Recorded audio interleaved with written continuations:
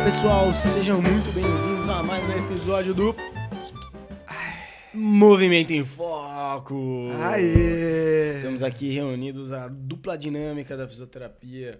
O senhor Cássio Siqueira está no México. Opa, ele tá lá se aventurando e...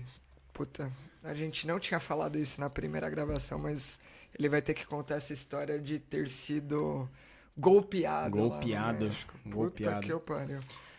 Olha, olha o barulho. Olha o barulho. Olha o barulho. O Cássio vai contar aqui na presença dele o que aconteceu no México. Ele que é um cara mão de vaca, desconfiado, caiu no golpe do taxista. Mas ele conta mais detalhes. E a gente tá aqui pela segunda vez gravando esse episódio, mas não é gravando. O primeiro foi um ensaio, né, Rafa? O primeiro foi um ensaio. Aí, de repente, ao final, alguém percebeu que não tinha apertado o negócio pra começar a gravar. Mas, Culpado. enfim, não queremos intrigas. A gente tá aqui pra gravar uma segunda versão ainda melhor. Ainda melhor. Ainda melhor. Com certeza. E do quê? De qual episódio a gente vai estar falando? A gente tá falando de aceleração e freio. O título hoje é Acelera, mas sabe parar? Mas sabe parar? Este que é o segundo episódio da série de funcionalidade nos esportes. O primeiro que foi o episódio sobre esportes cíclicos. Funcionalidade que não para. Títulos muito criativos, né? Sim. E vou te falar que a gente fez uma pausinha estratégica, foi buscar uma cerveja, um amendoim. Então vocês vão ouvir esse episódio aqui com a gente, enquanto vocês vão tolerar um pouquinho do barulho do amendoim aqui, porque puta que eu parei. Imagina, a gente gravou 45 minutos. Gravou não, né? A gente achou que estava gravando por 45 minutos, até que parou. Olhou assim, puta que eu parei, não gravou. Um olhando pra cara do outro. Todas as fases do luto, mas a negação durou mais do que tudo, até que a gente falou, foda-se, vai ter que gravar, ter que gravar o de único dia novo. que a gente tem. Exatamente. Então, desculpa aí, mas hoje vai ter um barulhinho de Vai ter um amendoim. barulhinho. É a nossa motivação pra gravar de novo. É isso. Né? Pra gravar efetivamente a primeira vez. Bom, deixa eu até conferir, tá gravando. Tá gravando ainda. Tá gravando. Beleza. Então, o título é esse, né? Acelera, mas sabe parar. Então, abordamos no primeiro episódio esportes como corrida, ciclismo e natação. E agora, naturalmente, a gente vai falar de outros esportes aí, dado que a velocidade não é mais constante nesse caso. Exatamente. E aí, indo direto ao ponto aqui, quando a gente está falando de aceleração, a gente está realmente tratando dessa taxa de incremento da velocidade, tá? Então a definição física é essa, é a taxa de incremento da velocidade ao longo do tempo. Então, se a gente pegar a velocidade, lembra que ela é a variação ali do deslocamento ao longo do tempo. Então, você está em um determinado ponto do espaço, no tempo 1, e aí você desloca um tanto e está em um outro ponto no espaço no tempo 2. Então, por mais que nesse meio do caminho possa ter variação, comparando o tempo 1 e tempo 2 e fazendo a média ali, você vai ter a velocidade média. E aí a gente não pode atribuir aceleração, né? A não ser que eu comece a comparar com um segundo ponto de análise. Então vamos lá, ponto 1, ponto 2. Tempo 1, tempo 2. Eu desloquei X. Se eu pegar do tempo 2 para o tempo 3 e analisar e tiver também deslocado X, zero aceleração. Velocidade constante, aceleração igual a zero. Mas se eu pegar do tempo 2 para o tempo 3 e aí eu desloquei 2x, 1x, 2x, a velocidade ali variou, né? Naturalmente o tanto deslocado também variou, né?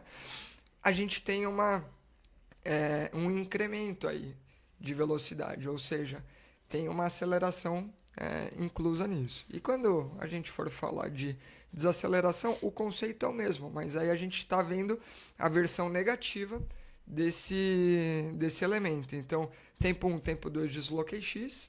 No outro, tempo 2, tempo 3, em vez de deslocar o mesmo X, eu desloquei meio X. Né? Então, a minha velocidade foi menor no segundo momento de análise comparado com o primeiro. Então é daí que a gente parte, certo? Certíssimo, é isso. E tô lembrando, agora a memória começa... A gente sempre fica meio preso. Né? Meio preso ao que a gente já tentou gravar, mas me veio até outra coisa, que é o... Agora você vai me ajudar aqui. O movimento que varia de forma uniforme, o deslocamento varia de forma uniforme, movimento uniformemente variado, não é isso?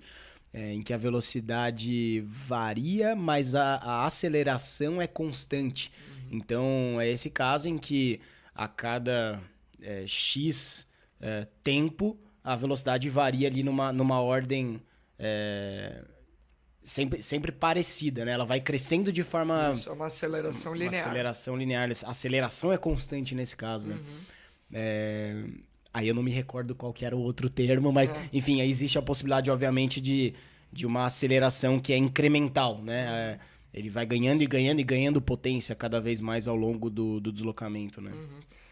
E até pra gente usar esses exemplos aí e entender um pouco mais no detalhe, como a gente está falando de taxa, essa taxa é basicamente a decomposição ali dos planos e dos vetores. Então, vamos já começar a juntar com a biomecânica aqui. A gente sempre fala que sustentação precede ação, né? A gente bateu isso bastante no último episódio e a gente já falou isso em outras vezes também. Quando a gente está falando de sustentação, a gente está falando de um vetor que é vertical. Então, tem a gravidade lá acelerando o centro de massa contra o solo e você tem que empurrar o solo para dar sustentação para esse corpo. Se a linha de projeção ali estiver sob a base, né, projetando sobre essa base, e estiver alinhada com o COP, que é o centro de pressão, você não tem deslocamento algum, você consegue se manter estável ali nessa posição. Se eu quero acelerar, significa que eu quero me deslocar em alguma direção. E aí, geralmente, a gente está falando de um deslocamento anterior aí, quando a gente fala de aceleração, né? Então, eu quero correr para frente, por exemplo. Então, a gente está saindo desse plano que estava envolvido puramente a sustentação na vertical, e a gente começa a analisar alguma coisa acontecendo na horizontal anteriormente. Então, a gente está saindo de um vetor vertical para um vetor anterior. Quanto mais esse novo vetor que vai definir a taxa de aceleração tiver próximo ao vetor da vertical, significa que essa taxa de incremento ela é mais baixa. Quanto mais horizontalizado tiver esse vetor, significa que a taxa de incremento de velocidade ela vai ser mais alta. E por que isso vai ser importante? Isso é visível no esporte. Né? Então, vamos pegar o exemplo de alguém que está parado e vai começar a se deslocar. A gente tem até aqui um vídeo de um cara descendo uma colina de snowboard. Vamos ver se eu acho. Ele aqui. Deve estar próximo. Vamos ver onde que tá. Mas quando ele está no momento lá paradão, inicialmente, aqui, ele está mantendo a sustentação e para começar o deslocamento ele tem que quebrar a inércia. Como que ele quebra a inércia? Projetando o corpo um pouquinho para frente. Como naturalmente o ângulo de inclinação do terreno favorece a descida dele, porque ele perde apoio na frente, o tronco inclinou, muda a relação entre centro de massa e centro de pressão. Aí a gente vai vendo ele começar a deslocar. E aí a gente vê um incremento dessa velocidade, porque num primeiro momento ele está deslocando pouco, daqui a pouco desloca um pouquinho mais, e daqui a pouco ele está bem mais rápido. Então a gente vê esse incremento de velocidade. Daí a gente já consegue entender um pouquinho do que acontece nesse incremental que o Rafa falou. Só que agora imagina um esporte que a pessoa quer ir realmente muito rápido. Então, quanto mais rápido ela tiver que ir e ela tá partindo do estático, mais abrupto vai ter que ser essa mudança do corpo. Não vai dar para ser uma simples penduladinha. Então, por isso que no atletismo ali, a gente vai falar na saída de bloco, a gente já vê o cara partindo super baixo, né? Com esse corpo já muito horizontalizado, com o pé seguindo uma linha pé-cabeça, né? Praticamente num vetor ali de 45 graus, né? Então, algo muito acentuado. Exatamente. E, bom, vamos definir aqui o que significa... Bom, aceleração a gente já acho que definiu praticamente. Vamos entender um pouco disso do ponto de vista biomecânico. E aí, agora, entrando em contexto dos esportes, né? Acho que vale a pena a gente citar aqui, acho que o tiro de 100 metros nas Olimpíadas, que é um esporte em que isso é colocado à prova de forma mais pura possível, né? Você não tem outros contextos ali, né? Simplesmente acelerar muito rápido, tentar sustentar uma alta velocidade, cruzar os 100 metros e, enfim, chegar na frente dos adversários. E aí, então, o que a gente vai precisar, né, para ter essa aceleração? Esse deslocamento anterior do centro de massa, vamos dizer que ele já está previamente feito pela própria posição da saída de bloco. O tronco já está à frente em relação ao membro inferior, que tem uma certa posição de flexão ali na saída de bloco.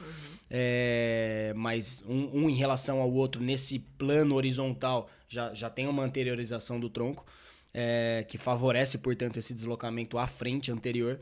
E aí, portanto, isso tende a se manter enquanto o membro inferior começa a exercer força de empurrar para trás e empurrar um bloco que está posicionado na horizontal, que é para potencializar esse deslocamento horizontal à frente.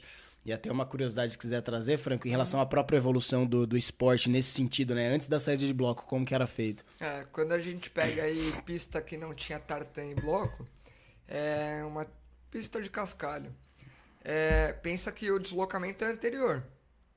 Se eu tô ali com o pé sobre o cascalho, que é um monte de pedrinha que pode deslizar uma sobre a outra, né?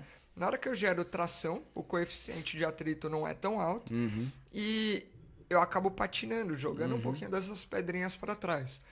Então, para facilitar essa saída e conseguir não dar essa patinada, o que o atleta fazia é cavar um buraquinho ali para fincar o pé no chão. Que acaba tendo dois efeitos, né? Um, a diminuição do atrito, outra, o favorecer... Na verdade, o aumento do atrito. Desculpa, o aumento do atrito, exatamente, o aumento do atrito. E favorecer essa posição vertical que ele vai empurrar para ter esse deslocamento horizontal à frente. Exatamente. Né? Então, ele cria uma barreira vertical, favorecendo um vetor... de empurrada que eu horizontal. Empurro posterior e me projeto anteriormente. Então, bem horizontal. Só que a evolução disso é o bloco, né? Onde você consegue ter aquele anteparo fixo, onde você coloca o pé praticamente ali no meio do caminho, né? É quase vertical mesmo. Ele já favorece uma posição de flexão ali de um dos membros inferiores, que é o que vai conseguir gerar a primeira potência. Em grande magnitude.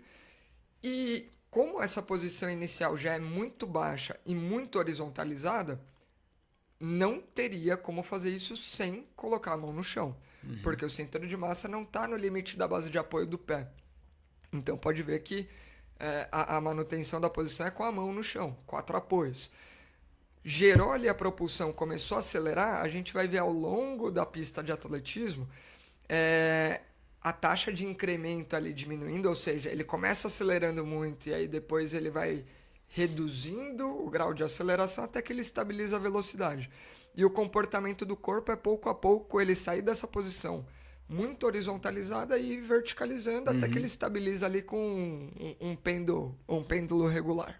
Se ele não tem aceleração suficiente nesse primeiro momento, com o tronco anteriorizado fora da sua base de apoio inicial, ele começa a acelerar, perde aceleração, a tendência vai ser ele de catar cavaco e de cara pro chão, colocando a mão novamente para ter que restabelecer essa nova base. Então, é interessante isso da aceleração, que no fim das contas, a projeção anterior do centro de massa, ela prevê uma capacidade futura de posicionamento da base de apoio, da base de sustentação, né?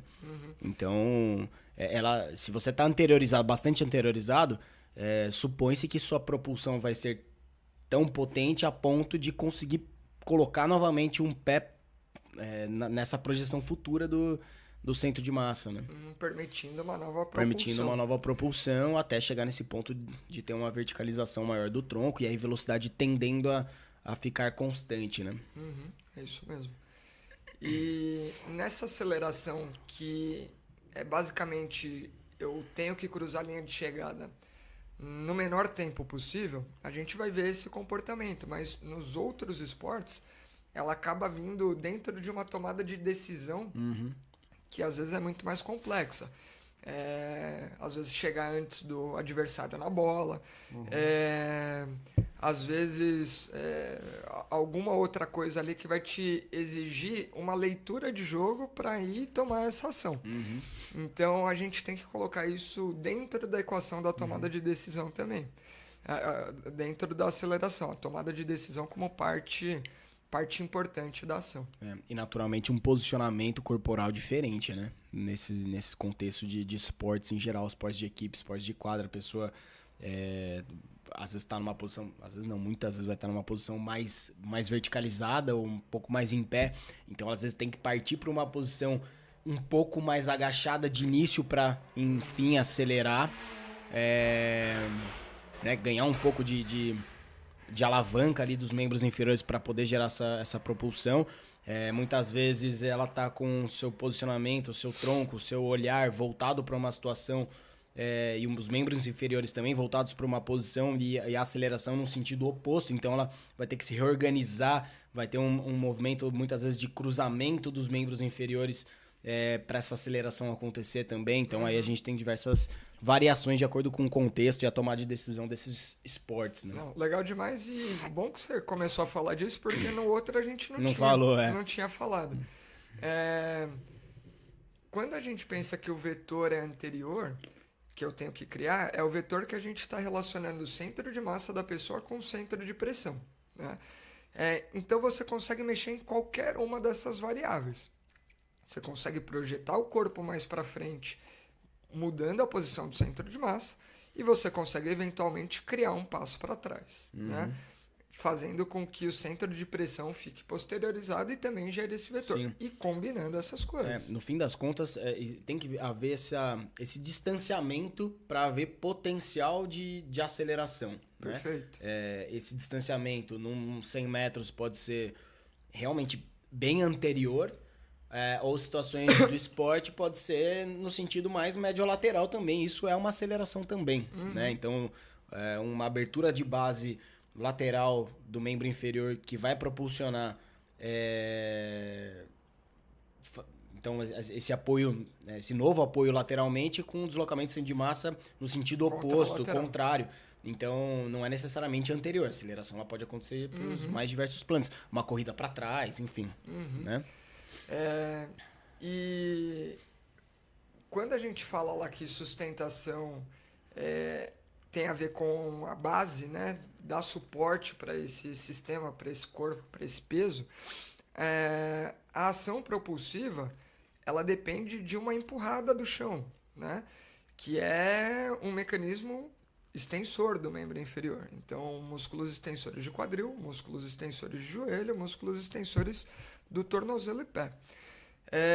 E aí, o que vai acontecer?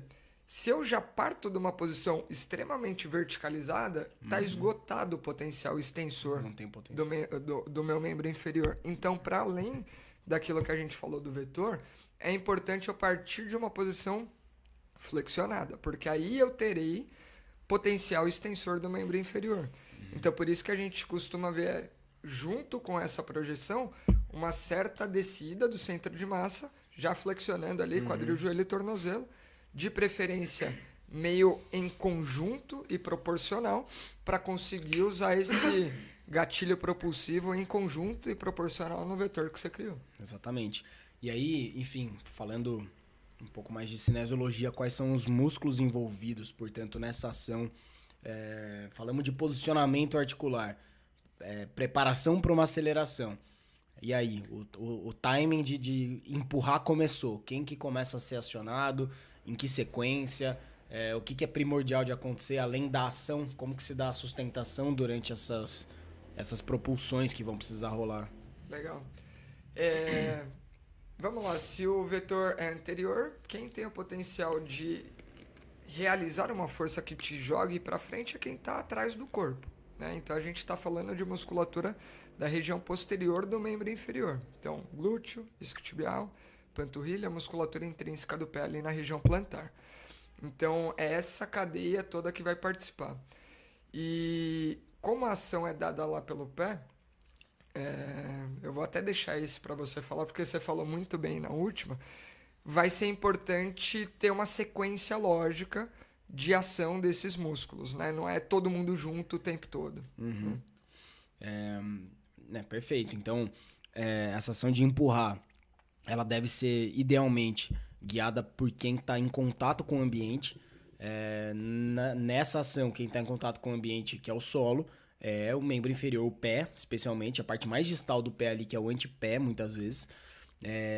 Então, a ação de propulsão ela é guiada através dessa ação do pé e, naturalmente, entra essa cadeia de movimentos em que pé aciona, panturrilha aciona e aí, naturalmente, os músculos mais proximais, as articulações maiores começam a participar também do movimento em conjunto, de forma sincronizada, né? É um movimento que a gente dá o nome, muitas vezes, clinicamente, de tríplice extensão, né? Enfim, erros comuns nessa fase, no momento de empurrar. Bom, depois a gente fala disso. Vamos falar de erros comuns na sustentação primeiro, que eu acho que faz mais sentido. Pensando aí na sustentação, a gente pode ter o primeiro erro, que é a falha da sustentação. Realmente afundar. Eu deveria dar ação contra o solo mantendo meu corpo firme, em vez de fazer isso cedo demais. Cedo. E não aí, empurro o suficiente. Isso. E aí, naturalmente, o que a gente vai ver é a maior flexão aí do... Eu nem vou falar maior flexão, eu vou falar maior dobramento das articulações do membro inferior. Porque pode vir flexão, é claro, é uma das óbvias, mas pode vir o dobramento dos outros planos, né? Que aí pode ser uma adução de quadril. E aí a pessoa perde sustentação, ela perde altura. Você pode ter uma pronação ali do tornozelo-pé, ela perde também um pouquinho de sustentação, ela perde altura. Então é possível vir isso, mas geralmente você vai ver um afundamento do membro inferior. Legal. E falando em tronco, durante essa resposta, já vale a pena falar? Pode falar. Do afundamento, você disse? Na fase de transferência mesmo de força ali vinda do membro inferior. Acho que vale a pena terminar, então, com os erros comuns da propulsão antes. Então, erros comuns no membro inferior, especialmente nessa propulsão, além dessa falha de não empurrar suficientemente para sustentar contra a gravidade. Propulsões que não são guiadas, portanto, pelo distal, lá pelo pé. Propulsões que vêm, por exemplo, chamando muito hiperextensão de joelho antes do pé funcionar. Às vezes é um pé que não funciona, é um pé apoiadão inteiro no chão, muitas vezes, tendendo ao contato do calcâneo com o solo, e essa propulsão vinda com hiperextensão de joelho ou uma extensão grande também de quadril, que idealmente naquela fase a gente não veria, né? Essa extensão de quadril até viria, mas numa fase já mais de conclusão da propulsão, no caso de uma tríplice extensão melhor organizada, enfim. Então, essa é uma falha comum, né? Então, o ideal, portanto, é essa extensão, tríplice extensão bem organizada, guiada lá pelo pé, pelo antepé, quem gera propulsão contra o solo. E, bom, essa cadeia de propulsão, cadeia extensora, vai estar envolvida, então, músculos posteriores, panturrilha, glúteo, posterior de coxa. Naturalmente, entra uma sinergia cruzada oposta, com tríplice flexão do membro inferior de balanço e uma sinergia naturalmente também cruzada dos membros superiores. Quanto mais potente essa propulsão, maior a tendência de necessidade de amplitude, né? Então, dos próprios membros superiores também a gente vai ver aquele movimento bem amplo do tiro de 100 metros, enfim, movimentos muito amplos no começo, porque a aceleração é maior, e depois a tendência, especialmente de membros superiores, de movimento menos amplos também, né? E aí a gente precisa de uma boa transferência de força passando pela pelve e subindo, né? E aí? E vamos pegar lá a saída de uma pessoa que está parada, mas ela não está no bloco, ela está parada em pé e quer começar a correr e pretende acelerar muito, rapidamente. O que a gente vai ter? Ela vai ter que criar esse vetor anterior, legal, e para isso ser criado, a gente vai ter aquele posicionamento que a gente falou, pé para trás, tronco para frente, uma combinação disso. Só que aquela produção de força que ela vai fazer, sendo muito grande, vai empurrar o chão para trás, vai usar a força de reação do solo para transferir essa força do solo para o pé, para o joelho, para o quadril, e vamos supor que foi perfeitamente o que o Rafa disse. A ação aconteceu lá de distal para proximal e jogou essa pelve para frente. Essa pelve, ela vai precisar transmitir a energia que foi criada ali, tudo que colocou ela em movimento para o restante do corpo. Então, aí, né, a nível de cintura para cima, a gente precisa de uma musculatura agindo também. E aí, a gente espera que, para ter essa transferência de força e o tronco não fique para trás, como se tivesse uma resistência ali dada pela inércia, como se a pessoa tivesse, o Rafa até brinca, né? Tomando um vento no peito. Tomando um vento forte, a gente precisa de musculatura da parede anterior do abdômen. Então, a gente tem cintura para baixo, musculatura posterior. Então, membro inferior com glúteo, isquiotibial, panturrilha, musculatura intrínseca do pé. Cintura para cima, musculatura anterior ventral. Então, não só músculos profundos, que são super importantes ali para estabilizar, mas vai aumentar um pouco o tônus de reto abdominal. E aí, como tem esse componente de flexão e extensão cruzada, também tem uma certa sinergia cruzada que vai acontecer em virtude disso. Então, vamos supor uma propulsão do membro inferior direito, tá? A gente está fazendo uma passada direita-esquerda. Posteriormente, essa sinergia vai irradiar pelo tronco, posteriormente do glúteo ali do lado direito, para o ombro do lado esquerdo passando por trás, né?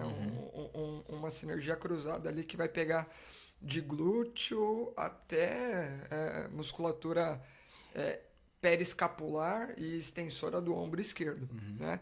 Enquanto pela frente a gente vai ter justamente a sinergia cruzada oposta, né?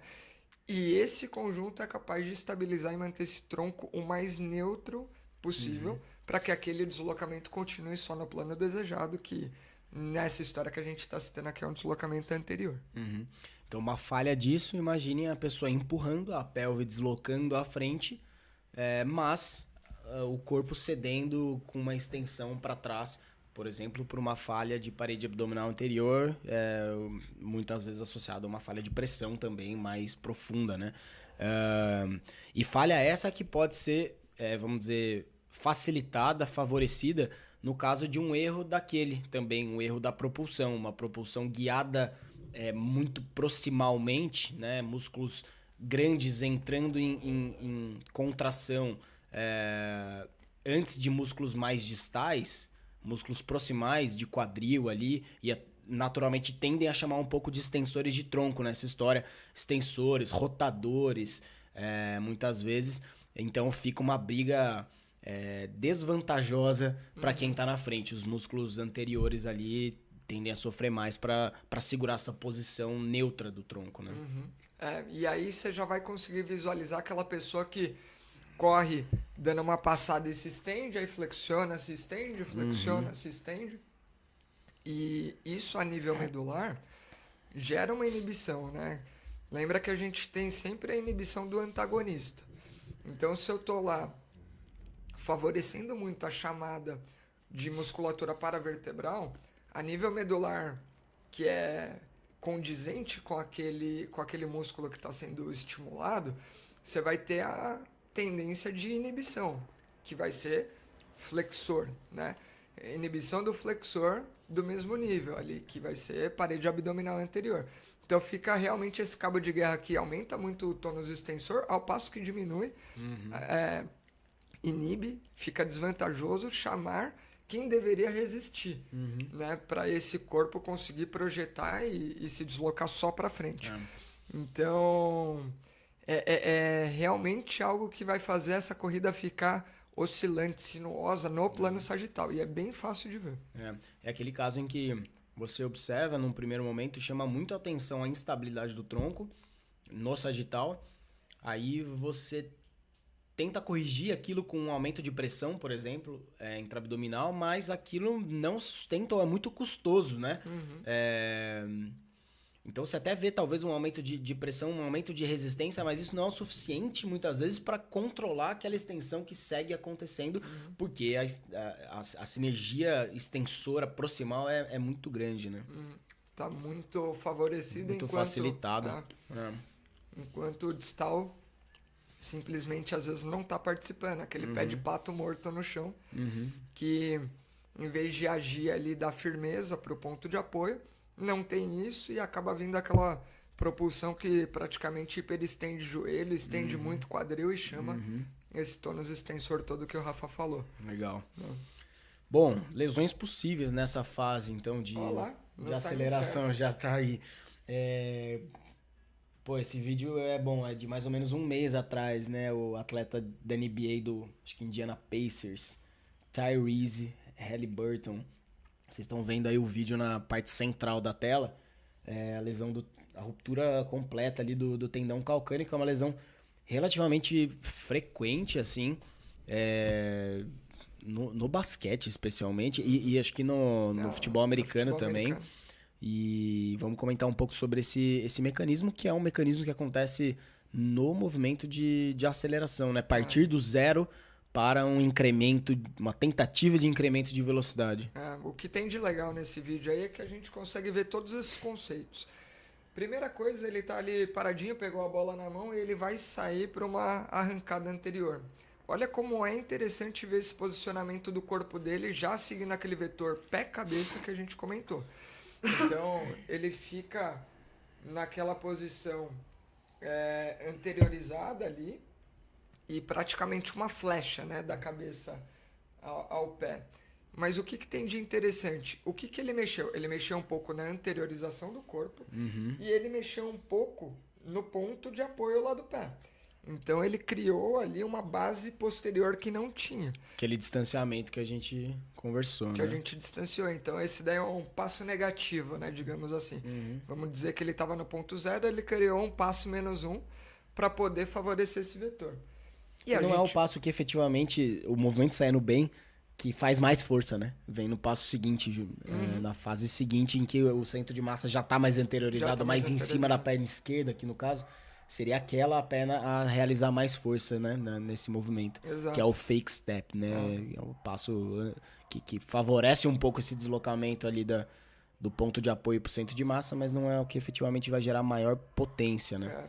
E o que a gente tem de interessante aí? Que no momento que ele toca o antepé no chão, que é a estrutura que deveria agir empurrando esse chão posteriormente para ele ir anteriormente, a gente vê uma baita falha, que ele cede. E ele cede sem hora para acabar. Né? Aqui do lado esquerdo, a gente tem inclusive o momento pré-ruptura. Acho que dá para você ir um pouquinho mais para lá, que aí dá para ver. Aí dá para ver, né? Boa, vocês que estão aí, abrem o vídeo. Abram já era para ter aberto faz tempo. Faz tempo. Que a gente tá falando Exatamente. Aqui. Mas nessa imagem aí da esquerda, ele chega a um grau de dorsiflexão que ele apoia o calcâneo, sendo que ele está muito anteriorizado. Então, é uma dorsiflexão muito acentuada mesmo. E aí, vamos voltar lá para a biomecânica. Lembra das aulas que você estava vendo ali, fisiologia muscular, e a condição do músculo gerar tensão de acordo com o comprimento que ele está. O que a gente tem? Quando ele está fora do ponto médio ali, tá muito esticado, tá muito encurtado, ele tem menor potencial de gerar tensão, então ele fica em desvantagem mecânica, que a gente fala. Aqui ele tá extremamente estirado.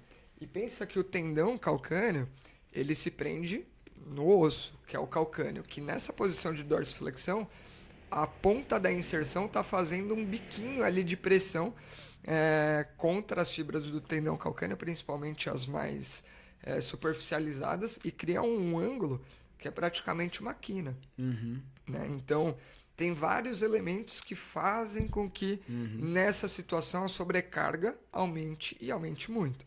Não dá para dizer que é por conta dessa passada que a lesão aconteceu. Ela quase sempre é cumulativa aí e envolve múltiplos fatores. Mas esse mecanismo aqui que ele utilizou realmente é desvantajoso.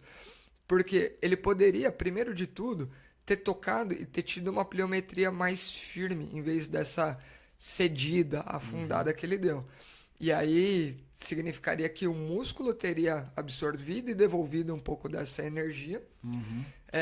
E não teria sofrido com tanta tensão e tração ali sobre no o tendão, né? A gente sobre o teria um tendão, vamos colocar assim, o tendão não tem função contrátil, mas vamos colocar que ele estaria em isometria e o músculo estaria cedendo um pouco na fase excêntrica para novamente contrair na fase concêntrica e com pouquíssima variação de tensão no tendão, no fim das contas, né? E aí, naturalmente, com esse tipo de resposta, ele ficaria com uma dorsiflexão menos acentuada. Então, sem levar tanto para aquele extremo de desvantagem mecânica para a musculatura. Ou seja, ela teria maior chance de agir melhor, gerando mais potência também. E se não chega naquele grau também não provoca tanto o tendão daquele ponto de vista de jogar as fibras mais superiores contra a quininha também. Então tem um monte de coisa que favoreceria. Mas tem uma outra coisa que é dinâmica, que a gente até falou. A necessidade de tentar resolver tudo em uma passada.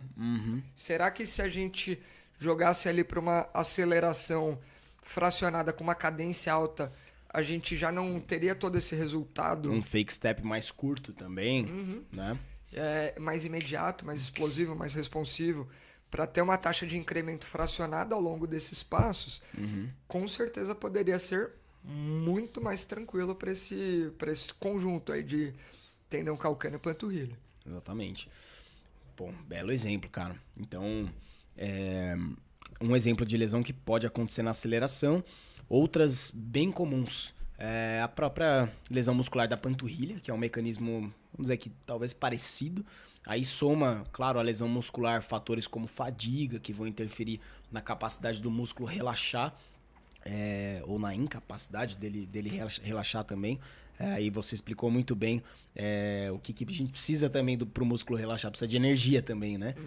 E aí numa situação de fadiga, o relaxamento do músculo fica pior, né? Que isso vai ser importante para entender a lesão mais prevalente nas acelerações, que é a lesão de isquiotibiais, né? Musculatura posterior de coxa, que aí, obviamente, todo esporte que envolva muita aceleração pode ter ela como ali uma das vilãs, mas é uma vilã muito grande no futebol. Né? Perfeito. Em que a fase principal aí que a gente costuma ver esse tipo de lesão numa fase diferente dessa, apesar de que nessa fase também pode acontecer lesão de isquiotibiais, geralmente em porções diferentes do músculo, né? Mas a lesão mais comum, que se eu não me engano é no semitendíneo, agora eu não me recordo qual que é o dos músculos mais lesionados, estamos falando da fase de balanço, na verdade, né? Em que o quadril está em flexão e o joelho está próximo da extensão, já perto de tocar no solo, então na fase excêntrica, que esse músculo está mais alongado, né?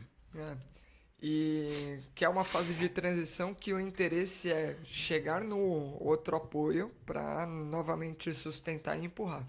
E por que essa é uma posição que pode ser tão desvantajosa, né, nessas situações? Porque sendo o isquiotibial um músculo biarticular, para ele entrar naquele ponto de desvantagem mecânica, ou a gente vai ter que ter muita flexão ali do joelho com muita extensão do quadril, né, já que ele passa na região posterior do corpo. Então a gente está falando de um extremo de propulsão, né? Ou a gente vai ter essa fase ali que a gente está falando da flexão do quadril com um pouco mais de extensão do joelho, com ele sendo alongado. E aí nessa situação em que ele tem que ser alongado, a gente está falando que ele está saindo de uma posição que ele estava super encurtado e em milissegundos, né, ele tem que assumir essa posição extremamente alongada. A contração excêntrica, por si só, ela é muito mais complexa, né? Enquanto na concêntrica eu tenho que somente somar pontos cruzados ali, né, no deslizamento dos filamentos de actina e miosina, no excêntrico eu tenho que ir tirando aos pouquinhos, gradualmente, de forma controlada, esse deslizamento. Só que aí é o ponto que a gente precisa de energia, também o ATP ali para quebrar aquela ponte que tinha sido feita e permitir que tenha o deslizamento né, ganhando o comprimento do músculo. Se a pessoa já está fadigada, isso vai tender a acontecer de forma mais desorganizada. E aí... Desidratada, fadigada. Né, com toda a fisiologia muscular ali em desvantagem, é simplesmente mais um fator que dificulta esse arranjo correto. E aí a gente coloca ali uma posição de estiramento abrupto com eventualmente um músculo que deveria ir organizando essas pontes cruzadas, que eventualmente uma delas trava e sofre o tecido que fica entre. Né? Então é basicamente isso. É uma lesão dominante nesses esportes e ela é multifatorial, porque você tem muita coisa que afeta. Mas a gente vai ver que, para além da fadiga, tem outras coisinhas do ponto de vista mecânico que podem contribuir. Exato. Então, muitas vezes, falha ou posições que não favoreçam a melhor curva, né? O melhor ponto na curva de tensão comprimento muscular podem favorecer ali também uma sobrecarga muscular específica em determinados grupos. Estamos falando de uma porção, por exemplo, mais lateral dos isquiotibiais, que acaba sendo mais solicitada numa fase de propulsão por conta de um desalinhamento prévio na fase de apoio, por exemplo.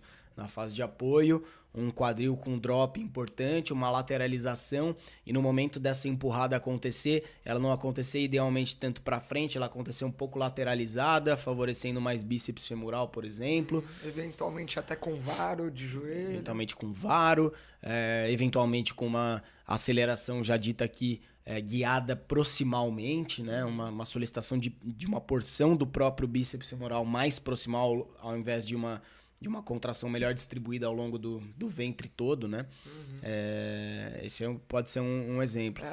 Um outro exemplo que até é um padrão mais comum em mulher, que é aquela corrida com um corpo mais rotacionado, espiralado, em que você vê que o componente ali de tornozelo-pé vem com uma pronação, com o joelho fazendo um valgo, e você vê a saída do membro inferior vindo com um movimento ali de adução e rotação medial, jogando o pezinho para fora. Geralmente o que chama a atenção é esse pezinho que vai para fora. Mas ele é só sinal de que teve uma propulsão espiralada rotacionada. Isso já chama um pouquinho mais dessa musculatura mais medializada. Então, eventualmente até um componente adutor, mas principalmente vai ser semitendino e semimembranoso. Coloca isso com intensidade, coloca isso numa aceleração, num treino de tiro, alguma coisa numa assim. Taxa numa frequência alta, em que justamente a transição entre a fase concêntrica para excêntrica é muito rápida.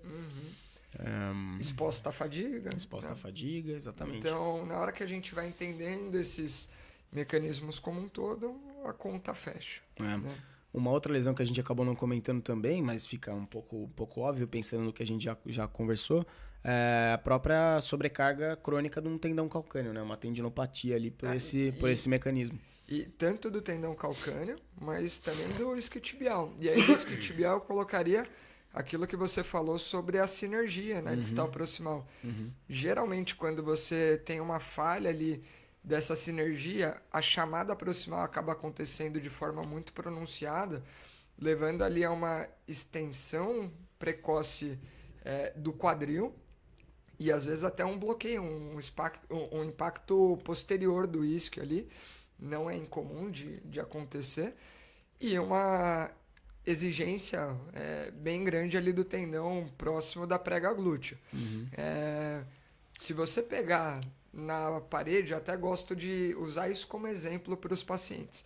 Apoia suas duas mãos na parede, um dos pés ali faz uma propulsão, deixando a perna articular. Sente o que acontece, como que recruta a musculatura da região posterior da sua coxa. Agora faz a mesma coisa com o joelho meio durão. Você vai ver que essa extensão ela tem que vir do quadril. E na hora que ela vem do quadril, naturalmente ela vem praticamente toda do quadril, porque você não teve as articulações ali mais baixas para contribuir nisso. E aí o que acontece é que você vai sentir uma hipersolicitação bem proximal ali, de terço médio a terço proximal, com um nível de tensão um pouco mais exagerado. É basicamente isso que a gente está falando, só que com o pé no chão.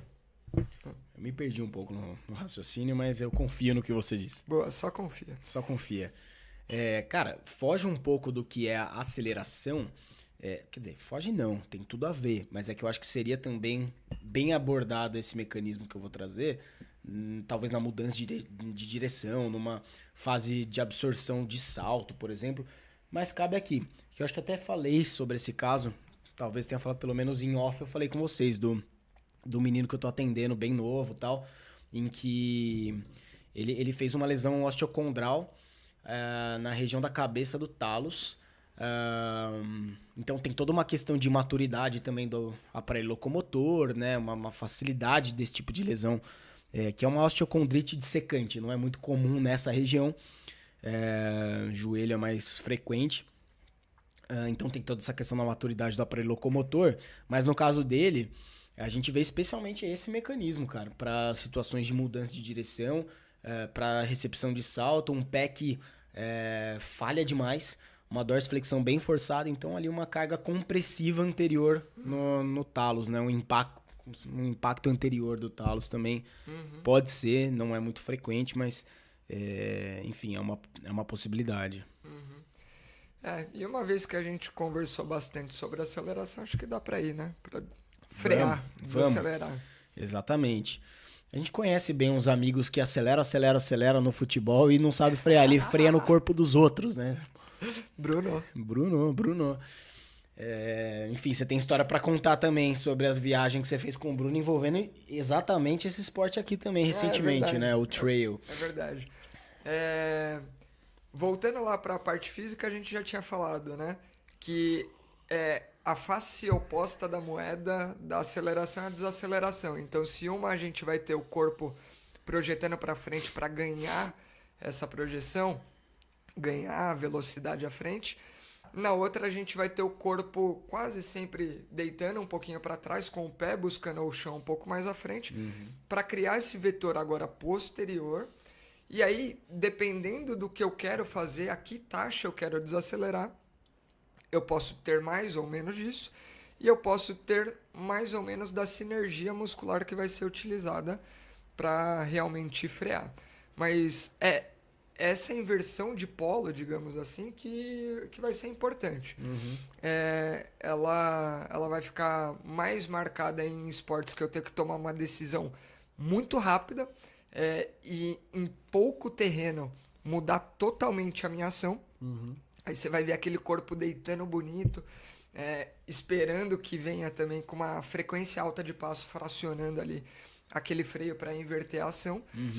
Ou então a gente pode ver isso mais como alguém que está cedendo e deixando só o ambiente criar a resistência para ele diminuir a velocidade. Exato, que é no caso dos 100 metros que a gente citou, né? A velocidade está altíssima, cruzou os 100 metros, não precisa mais continuar impondo força de propulsão.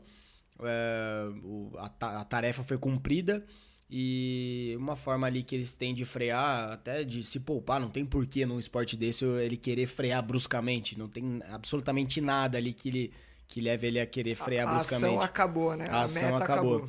Então ele pode simplesmente tirando força de propulsão, até que o atrito, a própria força-peso, ele se mantém se sustentando contra ela, mas faça com que ele vá pouco a pouco diminuindo velocidade, tendendo a velocidade zero e repouso, né? São duas situações, então, diferentes, né? Uma que é um freio que você vai tirando força de propulsão, outra que você vai colocando força de freio, né? Perfeito. Acho que isso é bem legal pra gente ter na cabeça, porque lá ao longo dos 100 metros a gente viu aquele corpo que estava bem horizontal ganhando verticalização, e isso aconteceu a uma taxa de incremento de força lá da musculatura propulsora, até que chega a um teto. Ela atinge um platô, mantém aquela velocidade e o sistema equilibra entre o que eu estou produzindo e o que tem de resistência externa.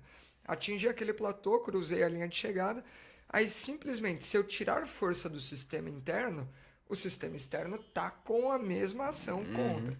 Aí, naturalmente, ele vai ganhando de mim pouco a pouco. E se eu deixo de tirar, ou seja, eu tirei um pouquinho e mantive ali, eu vou manter uma nova velocidade mais baixa do que eu estava. Mas não, como o cara quer realmente parar, ele vai tirando e para. Nessa situação do esporte que você vai mudar a ação ali, você quer realmente frear, o que a gente vai ver é que não é só tirar força, você acrescenta uma força nova em um vetor diferente. Você estava vindo com um vetor anterior, aí você, opa, vamos mudar a história. Então aquela sinergia abdominal ali que era anterior passa a virar realmente uma paravertebral, né? Um tônus paravertebral extensor posterior, com uma entrada do pé bem à frente, com muita ação extensora, só que agora por conta do vetor, ele vai tender a te afundar, te colabar e te grudar ali no chão, colocando um torque flexor sobre essas articulações. E aí começa a vir uma demanda muito grande, especialmente para o joelho, que não estava tão nessa jogada com esse torque. Então, quadríceps passa a ser um cara importante nessa situação. Exatamente. Então, ao passo que na aceleração, toda a cadeia posterior vai estar sendo mais acionada, no sentido da produção da força, principalmente, especialmente ali isquiotibiais, glúteo, panturrilha. Na fase de freio, de desaceleração, que você precisa impor essa força oposta ao que é a tendência do movimento, um pouco pela inércia ali naquele primeiro momento, vai envolver essa cadeia mais anterior, que panturrilha contribui, glúteo também contribui, mas especialmente o quadríceps vai participar também, né? É claro que você tem ali a participação, vamos colocar assim, secundária de outros músculos, como, sei lá, o próprio tibial anterior, para o posicionamento do pé, do calcâneo no chão, para gerar esse vetor contrário também, né? Mas ele efetivamente ele não freia, né? O freio passa a ser quando o contato já aconteceu no calcâneo, e aí a musculatura de panturrilha participa um pouquinho no aplanamento do pé no chão, a partir do aplanamento do pé no chão, principalmente, na verdade, e aí quadríceps e glúteo principalmente, né? Perfeito. E a gente além dos estabilizadores no frontal, né?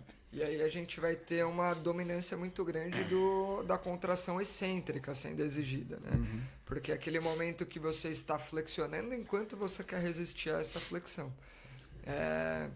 E aí já volta a ser bem importante a gente salientar aquela mesma história da cadência, né? De você acelerar com vários passos, mas também frear com vários passos. Porque na hora que você tenta resolver tudo em uma tacada só, e é possível resolver tudo em uma tacada só, do ponto de vista físico. Me fez pensar no tênis, né? Aqueles deslocamentos bem amplos em que a frenagem tende a acontecer em uma só, porque é necessário também resolver com a batida junto, né? A rebatida da raquete.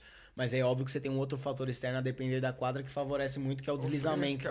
O freio não acontece, no fim das contas, só no seu corpo. Só no seu corpo. Você tem uma passada só para resolver, mas essa energia ela é dissipada por conta do deslizamento na quadra, que é impressionante que os caras deslizam até na quadra rápida, né? Sim. E dentro disso que a gente trouxe do mecanismo de freio, é importante a gente ter que, fracionando ele, você tem várias vantagens. Primeiro de tudo, é a oportunidade de realmente jogar um pouco da carga que seria 100% de um lado e distribuir com o outro. E fazendo essa alternância, que diminui o tempo de contato no solo e diminui naturalmente o tempo de contração da musculatura naquela ação. Então ela tende a fadigar menos. Além disso, como você tende a fazer tudo em uma tacada só, as amplitudes necessárias para isso são muito maiores. Então é aquela visão que a pessoa tende a afundar demais. E nessa afundada demais, volta lá para a curva de tensão-comprimentos. Você fica em um ângulo ali que é um pouco mais desvantajoso, é mais oneroso, é mais cansativo para a musculatura também. Aumenta o pico de pressão patelofemoral, por exemplo. Então tem muita coisa que acontece. Aumenta o tempo de exposição à ação, aumenta a sua taxa de fadiga na ação, aumenta os ângulos de risco ali para a articulação, aumenta ali, joga o grau de extensibilidade do músculo para um extremo da curva de tensão-comprimento. Então é muita coisa que joga contra. Vale a pena isso? Putz, se a única opção de executar for essa eventualmente, vale, porque cumprir a tarefa é o mais importante. Mas tendo uma outra opção que você consegue fracionar isso e aproveitar melhor o movimento de distribuição, vale muito a pena, porque você vai conseguir fazer aquilo com um ângulo um pouco mais vantajoso, vai diminuir o tempo de contato, vai diminuir o tempo que a musculatura fica sob tensão e, naturalmente, sobrecarrega menos. E é interessante como que realmente em diversas situações do esporte, esse tipo de frenagem que a gente costuma dizer, né, para os pacientes é o freio ABS, né? É o freio que você não vai brecar forte de uma vez só, é aquele freio que vai vindo aos poucos, fracionado. Ele é muito possível, né? Porque apesar dos esportes envolverem um contexto rápido de tomada de decisão, muitas vezes essas tomadas de decisão, elas são... Você consegue antecipar essas tomadas de decisão dentro do esporte. Você tá chegando próximo de um adversário, você sabe que você vai precisar frear perto dele, muitas vezes. A não ser realmente em poucas situações que isso tem que ser meio brusco, porque a situação tá muito próxima de você, enfim... Aí não é possível, mas a maioria das vezes é possível antecipar e se programar para isso, né? É claro que isso precisa ser treinado a ponto de ficar automático, enfim, aí entra toda a parte de aprendizado. Eu tinha citado, né, que a gente citou o Bruno aqui. Olha lá, a imagem veio na hora. No timing. Então... Esse é um esporte, o trail, que mostra que é extremamente importante isso do fracionamento ali, né? Da frequência de passos para situações como essa, descendo com inclinações relevantes e terrenos acidentados, né? Porque a frequência alta, como o Franco já disse, ela diminui muito a carga aplicada nos tecidos a cada passada, a amplitude, a curva de tensão-comprimento. Então, você se expõe menos ao risco de sobrecargas. Fora uma questão também de, por exemplo, por conta de uma situação de um terreno acidentado, uma pedra solta, você tá pisando numa pedra solta que, assim que você já percebeu que ela tá solta, você já tá dando um próximo passo e aquilo não fez nada com o seu corpo, não teve nenhum problema em relação a isso. Imagina você pisar em pedras soltas descendo rápido, só que com um tempo de contato muito prolongado. Você não vai dar 3 passos, você vai torcer o pé na primeira. Né? Então, esse é um esporte em que isso é bem estratégico, assim, no fim das contas, né? É uma baita vantagem mesmo. E é aquele negócio de, se não deu para resolver nesse passo, tudo bem, já tem o próximo, já tem o próximo, já tem o próximo. É o criar uma nova base, realmente a todo instante, te dá aí um recurso de segurança que nessa situação em que o ambiente externo ele joga contra, né? Você acaba ficando menos exposto às adversidades desse ambiente. E o que eu tinha falado na primeira vez que eu estava gravando aqui com o Rafa foi que eu fiz a trilha lá da Serra dos Órgãos, né? Fiz a travessia e o guia que foi comigo, o João Fernando, o famoso Ratinho, cria da Serrinha, ele é o recordista da travessia entre as portarias. Ele é insano, assim, tem 3 horas e 17, é um moleque sinistro, bato palma, eu brinco com ele, falei assim, cara, onde fica a tirolesa que você desceu aqui? É a única explicação, eu fiz em 9 horas e 52, mesmo dando a desculpa que tava curtindo, tirando foto, o máximo que eu acho que eu teria condições de fazer aquilo sem nenhuma parada é 7 horas. Surreal. assim, não tem como explicar, é insano. E aí, estando ali e vendo ele agir e se deslocar e frear, foi uma aula, assim. E aí imagina um paredão de pedra que você tá descendo, uma angulação pronunciada, vai, 30 graus, 40 graus, aquela que você fica com receio mesmo. E aí, vendo o quanto que era fluida essa troca de passo contínua, e a leitura do terreno também, porque na hora que ele tava vendo que já tava esgotando esse terreno, antes mesmo de esgotar, ele deixava meio que seguir na banguela, então deixava acelerar realmente, porque ele sabia que o terreno de baixo ia aplanar e ele deixava o freio vir na fase ali de transição desse terreno, onde ele já começa a ficar um pouquinho mais reto. Então ele ganhava energia, ganhava uma vantagem para não ter que ficar freando adoidado, ganhava velocidade e deixava o próprio ambiente externo fazer o trabalho depois por ele, em vez de ficar segurando ali o freio de mão. E aí foi uma verdadeira aula, assim, presenciar tudo isso. Uma outra coisa que eu não citei na outra, mas que na hora que eu tava fadigadaço, assim, não tava mais aguentando, assim, esses trechos, aí eu falei, cara, eu vou ter que começar a jogar carga para outras estruturas, corridinha em zigue-zague, assim, pra você jogar um pouquinho de carga para a região lateral da perna, né? Aquela passadinha lateral de um lado, lateral de outro, aí você deixa o quadríceps dar uma descansada, porque chega uma hora que tá moído. Né? Total. E acho que vale a pena a gente citar agora falhas outras, né? Falhas de plano frontal aí, né? Então citamos como talvez uma falha comum no sagital, essa situação de tentar resolver tudo em um só freio, em uma só batida de perna. O que, eu ia citar isso antes, é bem fácil de perceber pelo som, né? Sim. Especialmente em ambientes de quadra, terreno mais duro, né? Então, no campo de futebol é mais difícil, às vezes, notar isso pelo som. Mas uma batida forte do pé no chão na quadra, você nota bem, né? Isso é uma forma de notar. Mas além dessa falha, outras falhas aí que podem corroborar. E quais lesões são essas, né? Então, falhas de plano frontal durante essa frenagem. Então, se essa taxa de incremento de carga está muito acentuada no caso de uma frenagem de uma vez só, isso já favorece, já dificulta muito a estabilização no frontal. Aí a gente vê desalinhamentos de tornozelo, de joelho, de quadril, com tendência de valgo, de pronação. Se a pessoa já tem um varo estrutural, tendência de varo maior, além dos desalinhamentos ali na pelve, né? E aí a gente tem as possibilidades. Uma que a gente tinha citado é a própria canelite nesse caso também, né? Associada à batida forte, com desvios de pronação muitas vezes, né? O clássico aí de tudo que a gente falou é o que passou a ser muito exigido no freio. Aparelho extensor. Então exatamente. Esse isso é o principal. óbvio, né? Então, desde tendão quadricipital, patelofemoral, gordura de rofa, ligamento patelar, tudo isso pode sofrer. E aí, a depender um pouquinho do jeito que a pessoa faz, tanto do ponto de vista qualitativo dos alinhamentos, mas também da parte absortiva dela, né? Quando vem um tranco ali, uma pancada muito rápida, você vai esperar mais de estruturas que são um pouco mais rígidas.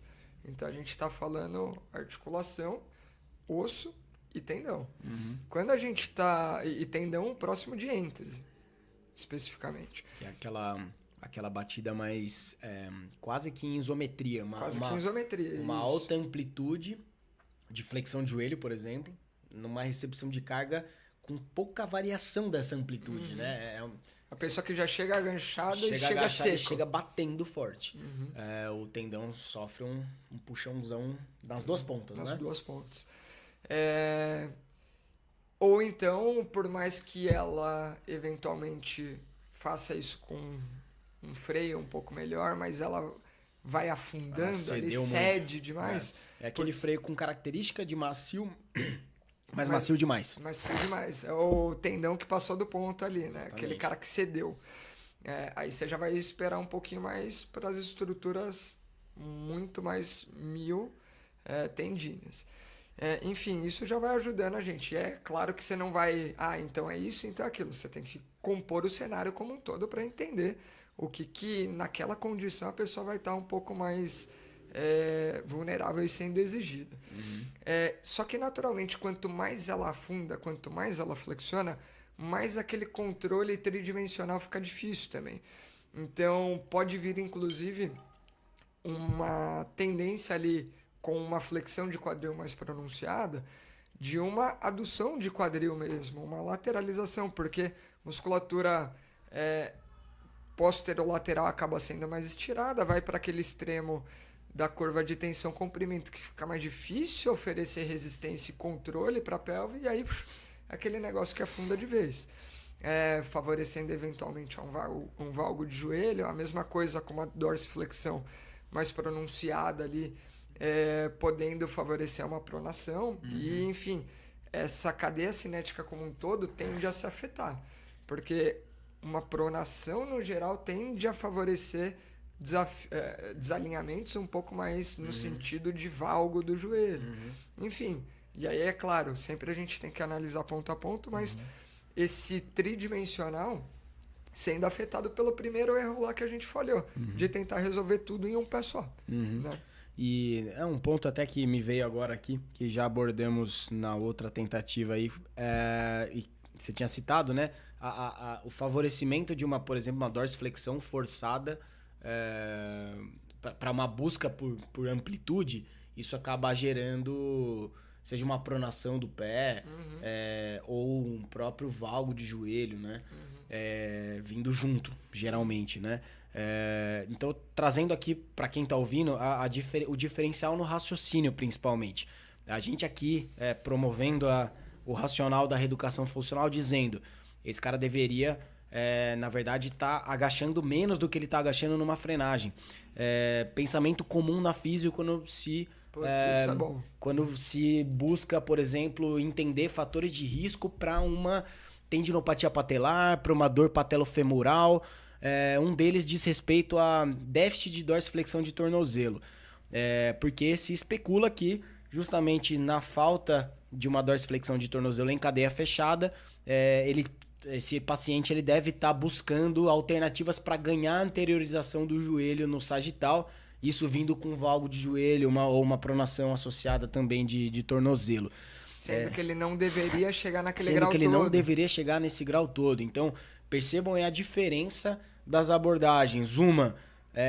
Cara, vamos evitar que ele chegue nesse grau todo e tenha uma transferência melhor de uma passada para outra, demande menos justamente de amplitude dessas articulações, tenha menos carga compressiva sobre essas articulações, uma curva de tensão-comprimento melhor ali para os músculos agirem. E uma maior distribuição. Maior distribuição, uma frenagem melhor, mais controlada e, naturalmente, menos desvios no plano frontal.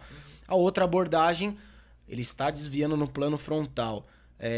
Vamos ganhar mais amplitude de dorsiflexão para que, talvez, ele desvie menos. Então, primeiro que essa segunda abordagem, ela não garante que esse desvio não vai continuar acontecendo. E não vai, na verdade, né? E a outra coisa é que você vai tentar estar promovendo um ganho de amplitude ali funcionalmente, em que você vai estar demandando ainda mais dessa articulação, né? Exato. E para saber mais e além, o como fazer, como abordar, como corrigir, aí é só na nossa discussão de aprofundamento. Exato. Antes da gente falar dela, bom, estamos encerrando esse episódio que é sobre aceleração e freio. Isso é primordial vocês entenderem para nossa próxima discussão, nosso próximo episódio, que vai envolver justamente mudança de direção, em que a gente vai falar justamente dessa transição do que é o freio para aceleração de novo. Né? E que capacidade é essa que precisa estar aprimorada em termos de timing para isso acontecer, como que o corpo, o tronco, o centro de massa precisa estar organizado em relação à ação de impulsão ali para isso acontecer bem, de forma eficiente. Né? A gente vai abordar isso. É isso. Então, fica atento aí a toda essa sequência, porque ela tá ficando muito rica. Aqui você já tem muita noção do que olhar, do como começar a interpretar o movimento. Mas a hora de aprender o que fazer para intervir nesse movimento, onde você aplica a resistência, que tipo de resistência você usa, qual tipo de comando você vai dar ou não, isso é na discussão de aprofundamento que a gente vai conseguir entregar, e principalmente porque muitas das coisas relacionadas com o princípio de treinamento, né, a gente conversou na última série que a gente teve, né? Na verdade, no último conjunto que teve a ver com prescrição de exercício funcional. Então, essa é a base que você vai precisar para começar a intervir. Agora, junto lá, o que eu aprendi com os princípios todos que foram trazidos, mas agora com o foco de como que eu uso isso na corrida, na bike, na natação, primeiro episódio. Como que eu uso isso na aceleração, no freio? Como que eu uso isso no que a gente vai falar depois sobre mudança de direção? Então, essa é uma oportunidade de ouro. Exatamente. Então, como que faz para participar dessa nossa discussão de aprofundamento que é presencial, tá? Você primeiro vai abrir o nosso Spotify, onde quer que você esteja assistindo, nosso YouTube ou outra plataforma. Na descrição desse conteúdo vai ter lá um link que você vai acessar um formulário. A gente pede coisas muito básicas, que são o seu nome, o seu WhatsApp, seu e-mail, e ali a partir desse contato, a gente consegue colocar você nesse grupo de discussão, e lá, né, nesse grupo de WhatsApp, você vai ficar sabendo de data, local, que já temos. Dia 9 de agosto, das 10 ao meio-dia, na Lagon Fisioterapia Esportiva. Novamente, o Renan cedendo espaço. Ele foi a clínica que cedeu o espaço primeiramente, além de outras aí que foram muito parceiras também, que vamos citar aqui novamente, claro. Mas dessa vez o Renan, agradecimento especial a ele. E novamente a gente está retomando essas discussões presenciais, um novo bloco aí de discussões. Então participe, entre no nosso grupo de WhatsApp, se inscreva e vocês não vão se arrepender. Tenho certeza disso. E para encerrar, você que gostou desse episódio, encaminha para o seu amigo que também deveria saber e dar aquela... como que fala? Aquele... Sabe, o mind blowing, né? De tipo, caramba, nossa, nunca tinha pensado por essa perspectiva. Então ajuda ele a entender um pouquinho dessa filosofia que a reeducação funcional consegue trazer a respeito do movimento. E aproveita e se inscreve. Tanto no Instagram, quanto no Spotify ali avaliando com 5 estrelas, no YouTube, que aí espontaneamente você vai receber ali a mensagem de que tem um episódio novo no ar, e aí você tá sempre em dia com os conteúdos que a gente traz. Você que faz parte de uma liga acadêmica, aquela liga que fala de esporte, que fala de ortopedia, de músculo esquelético, ou outra área aí, de neuro de repente também, e que enfim, tá por dentro mais dos nossos conteúdos e que os colegas de vocês estejam mais por dentro, divulga lá no grupo lá, ajuda a gente aqui também. Boa. Certo? Certo, é certíssimo. Isso. Muito obrigado, Muito pessoal. obrigado. Até o próximo. Valeu.